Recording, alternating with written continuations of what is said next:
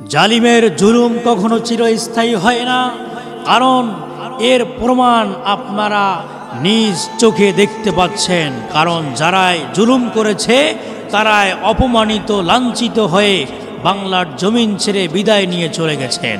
আমার ভাইয়েরা, এই জন্য পরবর্তী ক্ষমতায় যারাই আসুক না কেন, আমি তাদেরকে আহ্বান করতে চাই, যারা মানুষের সঙ্গে বেয়াদবি করেছে, জাতির সঙ্গে যারা জুলুম করেছে, অত্যাচার করেছে, আলেমদের উপর নির্যাতন করেছে, এ সমস্ত মানুষগুলোই তারাই লাঞ্ছিত হয়ে, বঞ্চিত হয়ে, নাস্তা নাবুদ হয়ে পৃথিবীর থেকে বিদায় নিয়ে চলে গেছেন। এজন্য আমার ভাইয়েরা, শুধু এতটুকুই শেষ নয়, আমরা এখান থেকে আরও একটি বিষয় স্পষ্ট করতে চাই।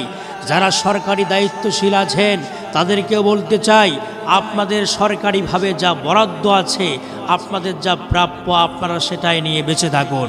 কারণ বেশি অতিরিক্ত চাহিদা করবেন না, কারণ অতিরিক্ত চাহিদা করে আত্মসাৎ করে অসংখ্য এমপি মন্ত্রীরা তারা পলায়ন করেছে, অসংখ্য টাকা পয়সা তারা পাচার করেছে, কিন্তু তারাও আজ গ্রেপ্তার হয়েছে, তাদেরকেও জাতি ছাড় দেয় নাই।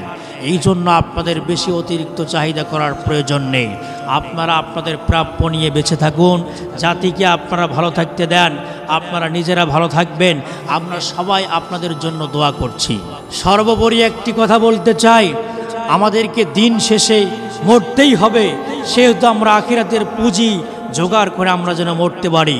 অতিরিক্ত চাহিদা করে আমরা যদি বিলাসবহুল গাড়ি বাড়ির মালিক হয়ে মানুষের এই টাকাগুলো আত্মসাৎ করে পৃথিবীর থেকে বিদায় নেই, ইহকালেও শান্তি পাবো না, পৃথিবীর থেকে বিদায় নেওয়ার পর পরকালীন জগতেও শান্তি পাবো না।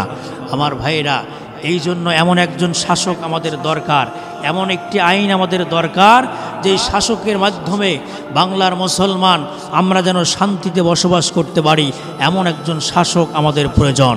আমার ভাইয়েরা, বারবার আমরা ভুল করব না। এই জন্য আমরা দলমত নির্বিশেষে ঐক্যবদ্ধ হয়ে ইসলামী রাষ্ট্র এবং কোরআন হাদিসের আলোকে আমরা দেশ চালাতে চাই।